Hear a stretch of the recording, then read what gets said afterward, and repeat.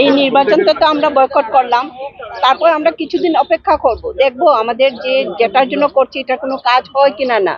হ্যাঁ, যদি ওনারা আমাদের রঙ্গাই খালটা পরিষ্কার করে দেন, আমাদের কালভার্টটা যদি একটু উঁচু করে দেন, যদি জলের সমস্যাটা একটু কমে, তাহলে তো ইটস ভেরি গুড। আর যদি এইসব কিছুই না হয়, যা আগামী বিধানসভা তো অনেক দূরের ব্যাপার, তার আগেই আমাদেরকে ওই ধর্ণা দিতে হবে, রাস্তা অবরোধ করতে হবে, কেননা আমরা আর পারছি না। আমরা একদম মানে বিপদের মুখে আছি। আমাদের বাড়ি ঘর, বাচ্চাদের স্বাস্থ্য, আমাদের স্বাস্থ্য, আমরা খুব কষ্টের মধ্যে আছি।